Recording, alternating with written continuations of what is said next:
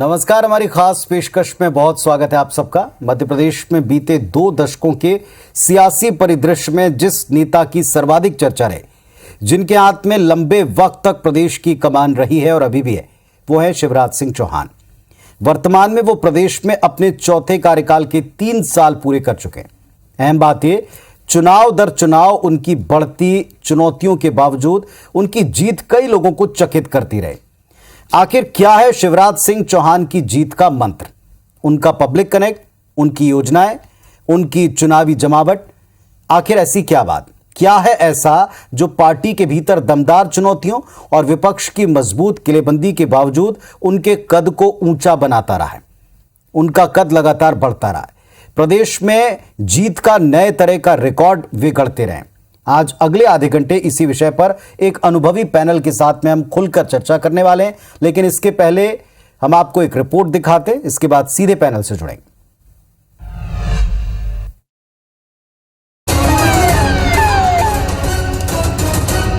ये है प्रदेश के संवेदनशील मुख्यमंत्री शिवराज सिंह चौहान, जो बीते कई सालों से इसी सहजता से प्रदेश की जनता से रूबरू होते हैं और उनकी समस्याओं का निराकरण कर रहे हैं।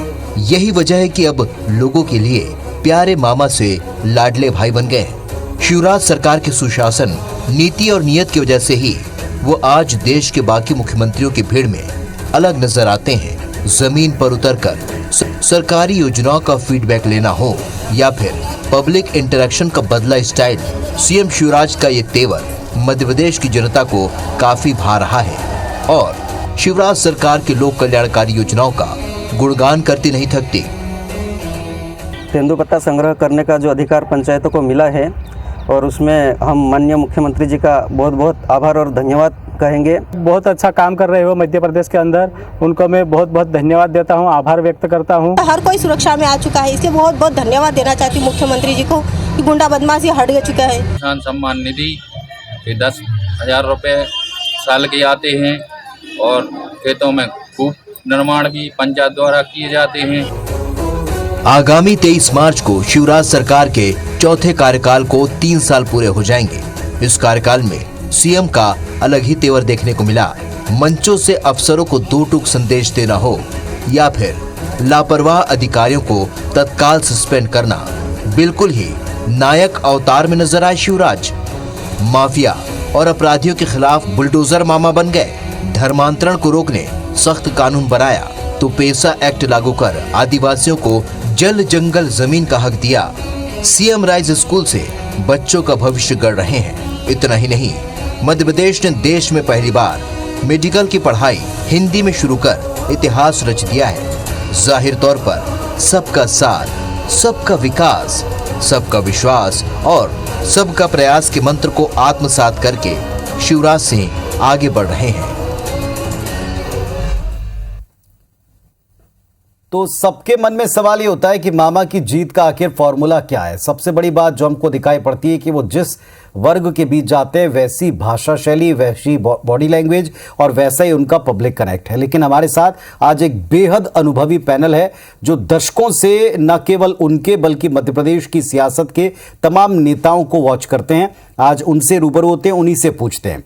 मृगेंद्र सिंह जी हैं, वरिष्ठ पत्रकार के तौर पर इस पैनल में जुड़े हुए। नवनीत शुक्ला साहब हैं, चैतन्य भट्ट साहब हैं और ये पत्रकारिता की ऐसी धाराएं पुरोधा हैं जिनसे आज हम पूछने वाले हैं कि मामा की जीत का मंत्र इनको क्या लगता है। मृगेंद्र जी, आज मैं आप ही से चर्चा की शुरुआत करूंगा। हमें जो लगता है, मुझे पर्सनली लगता है कि उनका पब्लिक कनेक्ट बड़ा जबरदस्त है। इतने सालों में, इतने दशकों के भीतर हमने कई राजनेता देखे, लेकिन जमीन से जुड़ा नेता जो पब्लिक के बीच में उत्तरोत्तर चुनौतियों के बावजूद आगे बढ़ रहा है, इसकी वजह आप क्या पाते हैं?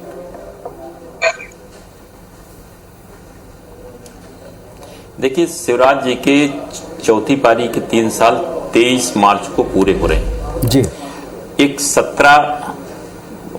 20 हाँ लगभग 17 साल के चीफ मिनिस्टर में इतनी सहजता, सरलता शायद ही किसी को देखने के मिले।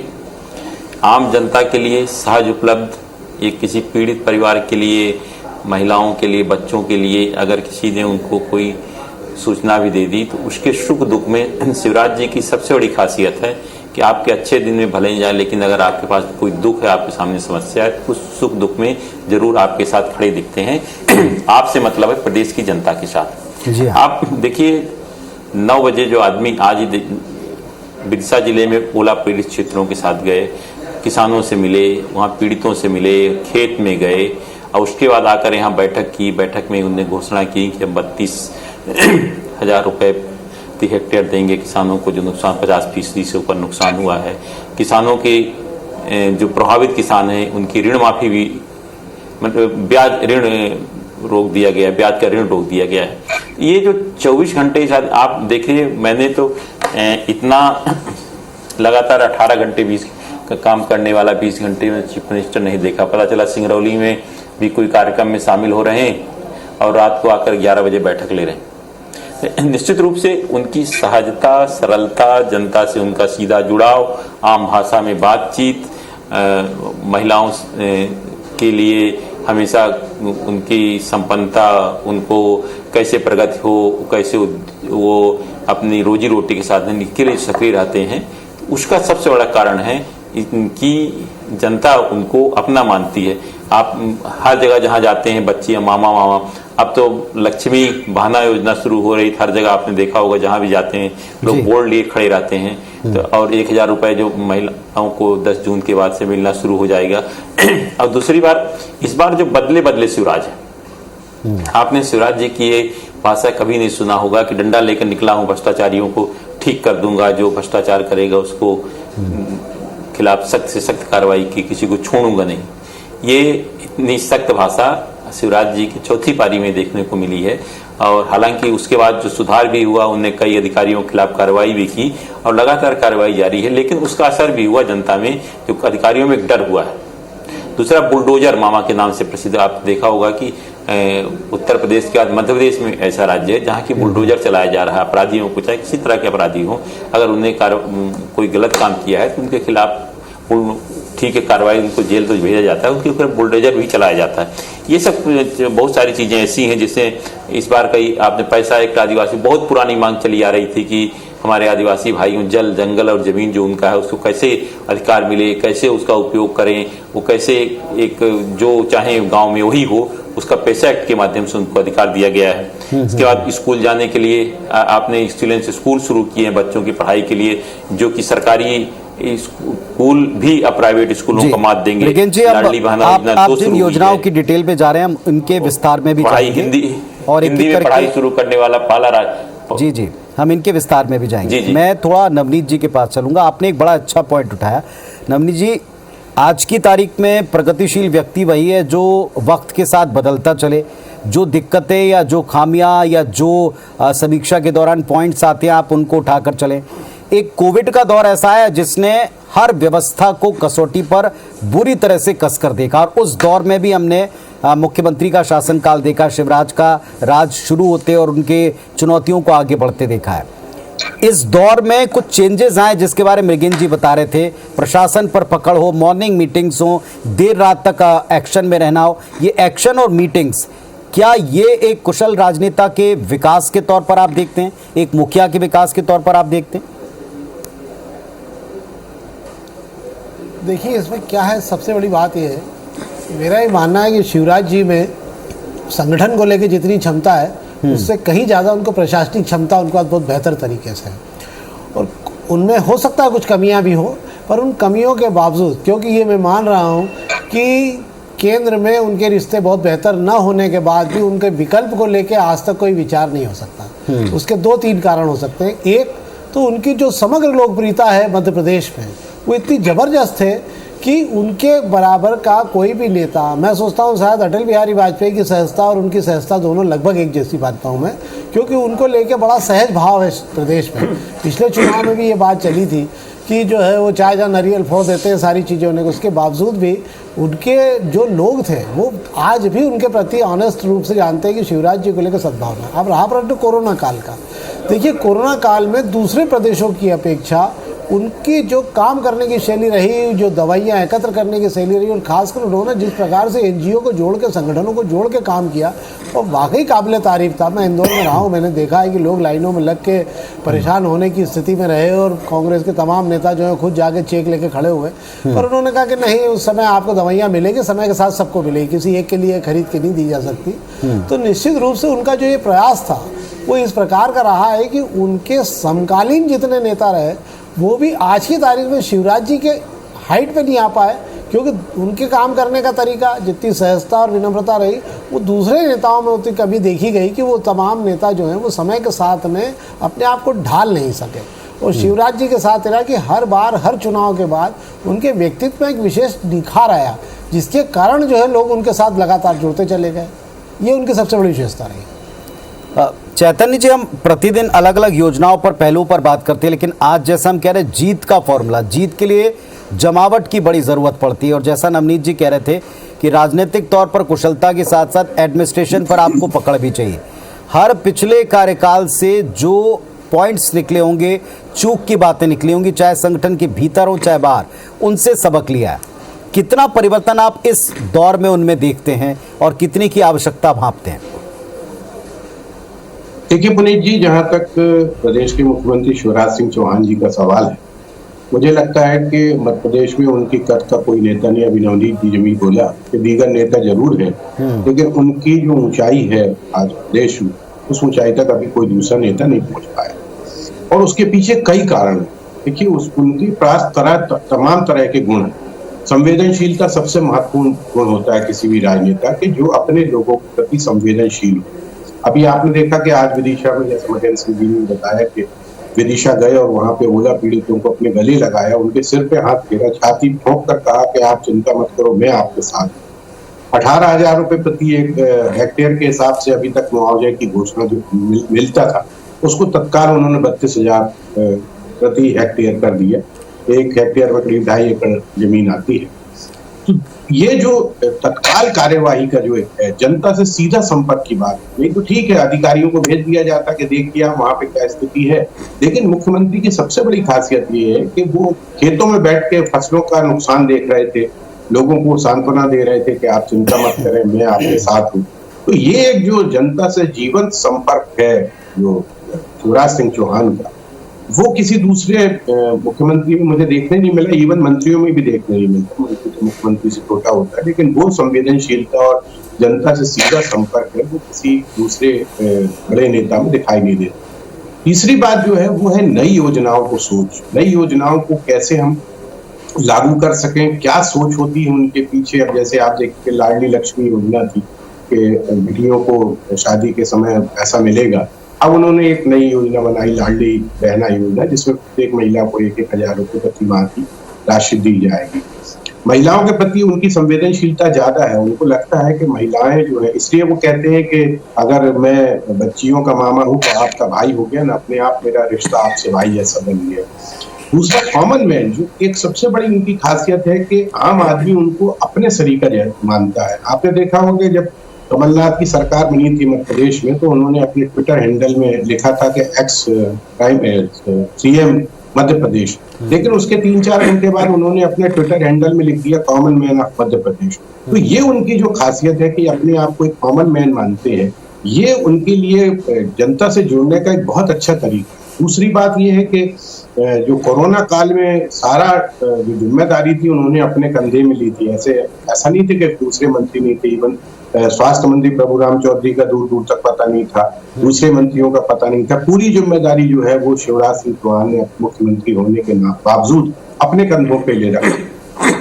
तो ये जो सारी चीजें हैं और जो योजनाएं तरह तरह की वो बनाते हैं, किसानों के प्रति उनका अनुराग है क्योंकि वो खुद भी किसान है। किसानों के प्रति उनकी जो एक संवेदनशीलता है उसका फायदा निश्चित तौर पर किसानों को मिलता है। आपने अभी अपनी रिपोर्ट में भी बताया कि 6,000 रुपए केंद्र से मिल रहे थे, उसमें 4,000 रुपए का और इजाफा करके उसकी राशि जो है प्रत्येक साल में वो 10,000 कर दी गई। तो ये जो बहुत सी चीजें हैं ये शिवराज सिंह को कहीं ना कहीं एक अलग नेता बनाती है, और यही कारण है कि पिछले लंबे अरसे से वो प्रदेश के मुख्यमंत्री हैं, चौथा उनका कार्यकाल है, और जो तमाम उन्होंने पुराने जो श्यामाचरण और अरविंद सिंह के रिकॉर्ड थे वो तोड़ दिए। तो मुझे लगता है कि शिवराज सिंह चौहान के साथ जो एक सबसे बड़ी बात जो है वो है एक दूसरी लगातार काम करने की। सुबह 6 बजे अगर कोई मुख्यमंत्री अधिकारियों की बैठक ले रहा है तो निश्चित तौर पे वो 4 बजे सुबह उठ के तैयार होकर 6 बजे पूरी तैयारी के साथ आता होगा और तब वो अधिकारियों से बातचीत करता होगा। मैं बहुत से कारण है जो मैं आप ही की बात को थोड़ा सा आगे बढ़ाना चाहता हूँ। भट्ट साहब, जो आपने बात की ये बिल्कुल एक पत्रकार के नाते मुझे भी ये बात बहुत अपील करती है कि आप सुबह से लेकर शाम तक पार्टी के भीतर, विमरेगन जी, पार्टी के भीतर भी ऐसे कई चेहरे हैं जिनको बार बार दावेदारों के तौर पर पेश किया जाता रहा। पार्टी के बाहर विरोधियों से तो खैर चुनौती उनको लगातार मिल ही रही है और आगे भी मिलती रहेगी, लेकिन उनके एक्टिवनेस का कोई जवाब नहीं। कई बार ऐसा होता है कि उनके कई इवेंट्स मीडिया में होते हैं, पब्लिक आई में वो होते हैं, सुबह से लेकर शाम तक किसी इलाके के दौरे पर भी जाएं या किसी एक खास जोन में जाएं तो उसमें एक नहीं अनगिनत कार्यक्रमों में हम उनको देखते हैं, कार्यक्रमों के मध्य में लोगों से इंटरेक्ट करते हुए देखते हैं। उनकी एनर्जी और उनकी एक्टिवनेस, शायद इसका जवाब ना पार्टी के भीतर कहीं दिखाई पड़ता किसी और नेता में, ना विरोधियों के पास। क्या सोचते हैं आप? निश्चित रूप से 16-17 साल के चीफ मिनिस्टर के बावजूद भी जितनी उनमें सक्रियता है, जितना हर काम के प्रति उनकी लगनशीलता है, वो चुनाव तो उतना उनकी जो सबसे बड़ी यूएसपी यही है कि हमेशा उपलब्ध रहने लोगों के बीच। वो कार्यालय में बैठ के, मंत्रालय में बैठ के काम करने वाला चीफ मिनिस्टर नहीं है, बल्कि जनता के बीच जाकर उनकी समस्याएं सुनकर उनका निराकरण खोजने वाले मुख्यमंत्री हैं। इसीलिए उनका कोई जवाब नहीं, इतनी मेहनत कोई नहीं कर रहा। किसी भी स्टेट के चीफ मिनिस्टर ने इतनी ज्यादा मेहनत नहीं करता होगा जितना शिवराज जी करते हैं। हमेशा लगे रहते हैं प्रदेश की जनता, कहीं जहां भी जाते हैं प्रदेश की जनता के हित के बारे में हमेशा सोचते रहते हैं। इसीलिए उनको चुनौतियां भी बहुत हैं। निश्चित रूप से जो आदमी इतनी ऊंचाइयों पर जाएगा तो उसके विरोधी भी होंगे, चुनौतियां भी मिलेगी, लेकिन वो आदमी देखा कभी भी चुनौतियों से घबराते नहीं। जिस तरह से उन्होंने कोरोना काल में अपनी पूरी टीम, प्रशासनिक टीम के साथ काम किया, रोज बैठक करना, 2 बार 3 बार सबकी व्यवस्था देखना, उनकी प्रशासनिक टीम का हौसला बढ़ाना। आज फिर ओला पाड़ा की जो चुनौती है, हर चुनौती में एक नए शिवराज निकल के आते हैं और चुनौती को सामना करने से नहीं घबराते। आप देखिए कोई भी कितनी भी समस्या हो, कहीं भी पहुंच जाते हैं, बोले कुछ चिंता की बात नहीं, मैं हूं ना। ये उनकी जो खासियत है, यही उनको अन्य नेताओं से अलग रखती है। इसीलिए पार्टी हाईकमान ने उनको अपना मध्य प्रदेश फ्री हैंड दे रखा है कि आप मध्य प्रदेश के विकास का परचम लहराइए, पार्टी और संगठन और हाईकमान आपके साथ। कुछ चीज़ें ऐसी हैं नवनीत जी जो हमने देखी हैं, कई हमने सीएम और उनके कार्यकाल को भी देखा है। आपने तो खैर आपका बड़ा लंबा एक्सपीरियंस इस दिशा में रहा है, कई और स्टेट के भी सीएम को देखा, लेकिन अपने साथ साथ ये शासन में कुछ बेंचमार्क स्थापित करते चल रहे हैं। कन्या पूजन से कार्यक्रम की शुरुआत हो, मध्य प्रदेश गान को न केवल बनाना बल्कि उसको मान दिलाना, हर कार्यक्रम में उससे शुरुआत करना हो। मॉर्निंग मीटिंग्स में आप सारे प्रशासन को भी सुबह सुबह उठा दें और उनसे पूरा फीडबैक ले लें। या फिर कोविड काल में हमने देखा कि जब मंत्रियों की संख्या ना के बराबर थी तब सारी जिम्मेदारियों को उड़ना, इसकी भी कई सारे लोगों ने, विपक्ष ने आलोचना की कि सब काम खुद ही क्यों करना चाहते हैं। लेकिन उस दौर में एक तो भरपूर एक्टिव होना और दूसरा बेंचमार्क स्थापित करना, वो बाकियों से अलग करता है। क्या सोचते हैं आप? देखिए, मैं आपको एक बहुत उनका एक इंदौर में जब G20 का ये जो अप्रवासी भारतीयों का एक सम्मेलन इंदौर में हुआ था, हाँ जी, मतलब किसी मुख्यमंत्री की सहजता का इससे बड़ा उदाहरण और क्या हो सकता है कि प्रधानमंत्री जी भी उस समय यहाँ इंदौर में थे और एक कार्यक्रम के दौरान कुछ अफरा तफरी सी हो गई और कुछ लोगों ने उसको सोशल मीडिया बड़े गलत तरीके से कुछ 3-4 लोगों के इंटरव्यू लेकर और सब किया उन्होंने। और आपको आश्चर्य होगा कि जब मुख्यमंत्री जी का भाषण का नंबर आया तो मुख्यमंत्री जी ने इतने सहृदय होकर माफ़ी मांगी पूरे मामले पे कि निश्चित रूप से हमने प्रयास तो बहुत ईमानदारी से किया कि आप लोगों के सम्मान में कोई कमी नहीं रहे, फिर भी ऐसा लग रहा है शायद ये कहीं कुछ हमसे त्रुटि हो गई है। मैं आप लोगों से हाथ जोड़ के करके प्रार्थना करता हूँ, कृपया हमारी इस गलती को क्षमा करें। हमारा दिल बहुत बड़ा है। तो जितने लोग वहाँ आए थे जो विदेशों से, उनको उनकी सहजता ने ही लूट लिया वहाँ पे देखते ही देखते कि देखिए एक मुख्यमंत्री को चाहते न जवाब देते, 4 लोगों के लिए कोई जवाब देने की आवश्यकता नहीं थी। तो जो उनका ये विनम्र और सहज चेहरा है, बिल्कुल आम आदमी का चेहरा रहता, भी आल भट्ट जी ने बोला जो कि वो इतना आम आदमी का चेहरा मानने लगे लोग आजकल शिवराज जी को लेके कि उनको लगता है कि उनका जो एक ओहरा है उस ओहरे में दूसरा कोई भी नेता उनके लेवल पे फिट नहीं बैठ पाता है। और इसीलिए जो है ना उनकी छवि दूसरे राष्ट्रीय स्तर के भी तमाम नेताओं से बहुत अलग वो सवेरे 6 बजे से काम करें। आप देखिए शाम तक, रात तक भी अगर वो कहीं लगातार कार्यक्रमों में जा रहे हैं तो आपको कहीं ऐसा नहीं लगेगा कि उनको लेके उनका वेशभूषा से लेकर कोई परिवर्तन हो रहा हो। लगातार काम करने की जो जुनून है, और ये सब चीज़ें निर्भर करती है कि काम करने का और कुछ प्रदेश के विकास को लेकर जो उनका जुनून है और जो पागलपन है, वो अपने आप में उनको स्थान दिलाता है कि लोगों को कि और कितना अच्छा हो सकता है। आज की तारीख में ऐसा मध्य प्रदेश में कोई परिवार नहीं है जिसको उनकी योजनाओं का लाभ नहीं मिल रहा हो। सबसे बड़ी बात है कि हर परिवार ऐसा है जिसको कहीं ना कहीं किसी परिस्थिति में किसी योजना का लाभ तो निश्चित रूप से मिल रहा है। ये बहुत बड़ी उपलब्धि है। ठीक आप कह रहे हैं चैतन्य जी, एक तरफ है एक्टिवनेस, दूसरी तरफ उनकी सहजता। कई बार हम देखते हैं मंचों के ऊपर वे खुद भी जो है बीच में उतरकर लोगों के बीच में पहुंच करके आजकल तो बिल्कुल बीचों बीच पूरे मंच का सदुपयोग करते हुए हर तरफ जाते हैं। कई विरोधी उनके ऊपर ये भी कहते हुए नजर आते हैं कि साहब अब आपको स्टेट छोड़ करके देश की पॉलिटिक्स में चले जाना चाहिए, लेकिन प्रदेश को बार बार वो एक मैसेज देते हैं हर मंच पर कि मैं साहब अभी इसी प्रदेश में रहूँगा और इसी प्रदेश की सेवा करूँगा। ये जो समर्पण वाला भाव है शायद ये भी पब्लिक को उनसे जोड़े रखता है, भरोसे की वजह बनता है। देखिए, जब 2018 में शिवराज सिंह सरकार सत्ता से अलग हो गई थी और कमलनाथ की सरकार आई थी, उस समय ये कहा गया था और बहुत से लोग कहते भी थे कि अब शिवराज सिंह चौहान चूंकि अब जिता नहीं पाए अपनी पार्टी को, इसलिए हो सकता है कि उनको केंद्र में भेज दिया जाए या उनको हटा दिया। लेकिन उन्होंने प्रण कर दिया था, उन्होंने संदेश दे दिया था कि मैं प्रदेश छोड़कर नहीं जाऊंगा, और वो लगातार एक्टिव रहे। जब क्या होता है कि जब कोई इतने लंबे समय बाद हार जाता है तो कहीं ना कहीं किसी के उसके मन में निराशा आती, क्योंकि उनके नेतृत्व में चुनाव लड़ा गया था। लेकिन वो निराशा दूर करके उन्होंने जिस तरह आशा के साथ अपना पार्टी को और अपने लोगों को एक संदेश दिया कि हारने से कुछ नहीं होता, हम लगातार प्रयास करें, और उसका प्रतिफल मिला। 15 महीने की सरकार के बाद पर वो हमेशा ये कहते थे कि हमें किसी की सरकार गिराने की आवश्यकता नहीं है, जो कुछ भी होगा कांग्रेस के भीतर के अंतर्द्वंद के कारण ही इनकी सरकार गिरी, और वही हुआ। सिंधिया के विद्रोह के बाद सरकार गिर गई।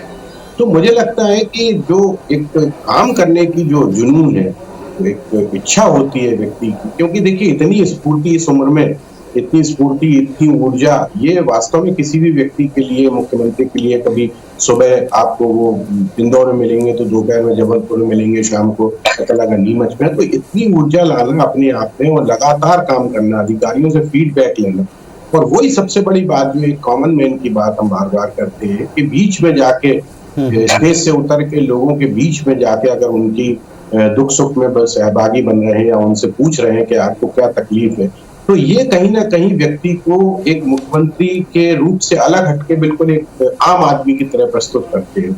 आप देखिए कि आदिवासियों के बीच में नृत्य भी करने लगते हैं, कहीं भजन भी गाते हैं, कहीं पे दीगर तरह की जो हो सकता है कि विरोधी इसको पाखंड कहें या अभिनय कहें, लेकिन एक सफल राजनेता के जो गुण होते हैं वो निश्चित तौर पर मुझे लगता है कि शिवराज सिंह ने कूट कूट के भरे, और फिर एक लंबा एक अनुभव जो है पिछले 17 साल का, क्योंकि जब सत्ता में व्यक्ति होता है तो उसको चारों तरफ की खबरें रहती हैं, और वो देखता है, समझता है कि हमको कहाँ पर किस तरह से काम करना है, क्योंकि सत्ता में रह के ही व्यक्ति किसी जनता का भला कर सकता है। अगर आप सत्ता से बाहर हो तो आप जनता का भला नहीं कर सकते। तो जब सत्ता में व्यक्ति होता है तो वो जनता का भला करता है, और ये उनकी एक सबसे बड़ी पूंजी है कि वो आम आदमी के बीच में जाके उसकी तकलीफों को दूर करके और उससे बिल्कुल आपस में ऐसे मिलते हैं जैसे कोई अभी हमने टीवी पे देखा कि जिस तरह से किसानों से मिल रहे थे, तो किसी भी किसान का जो मन है वो द्रवित हो जाएगा कि ये कितना बड़ा मुख्यमंत्री हमें अपने गले लगा रहा है, हमें कह रहा है, सांत्वना दे रहा है कि आप चिंता मत करो, मैं आपके साथ। ये बहुत सी चीजें हैं जो कहीं ना कहीं शिवराज सिंह का जो कद है वो बहुत ऊंचा करती है, और दूसरे नेता इसलिए उनके सामने अब छोटी दो तीन चीजें जिसके बारे में मैं जानना चाहूंगा मृगेन जी। सामंजस्य भी बड़ी चीज है, जैसे ज्योतिरादित्य सिंधिया बीजेपी में प्रवेश करते हैं तो फिर उनके साथ बहुत सारे समर्थक, बहुत सारे मंत्रिमंडल के नए सदस्य आ गए। कांग्रेस ने जोर शोर से बात उठाई थी कि साहब अब सामंजस्य करना बड़ा मुश्किल पड़ेगा, कांग्रेस ने उनकी वजह से बहुत झेला है। लेकिन ये सामंजस्य हो, चाहे संघ के कई सारे एजेंडे उनके साथ सामंजस्य हो, संगठन में कई बड़े नेताओं क्षत्रपों की बात की, सामंजस्य के तौर पर आप कैसे देखते हैं सीएम के जीत के फॉर्मूले?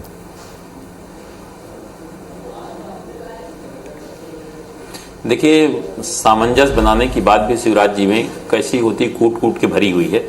उसका सबसे बड़ा कारण है कि वो सुनते सबकी हैं लेकिन करते अपने मन की है। शिवराज जी को सामंजस्य बिठाने के लिए एक छोटे से छोटे कार्यकर्ता के घर भी जाकर उसके साथ बैठकर उसको मनाने, उसके परिवार के साथ बैठ के कि हम सब पार्टी के लोग हैं, पार्टी के लिए काम करें, फिर सरकार आएगी तो सबके लिए काम करेंगे और जो भी जिसका संगठन सत्ता में जरूरी पद दिया जाएगा। ये जो उनकी सबसे बड़ी खासियत है, आप ग्वालियर में देख लीजिए, दो दिग्गज नरेंद्र सिंह जी तोमर और उधर ज्योतिरादित्य सिंधिया, दोनों को आपस में कैसे किस तरह से मेल मिलाप कराया, दोनों को बैलेंस करके चलना निश्चित रूप से बड़ी चुनौती है।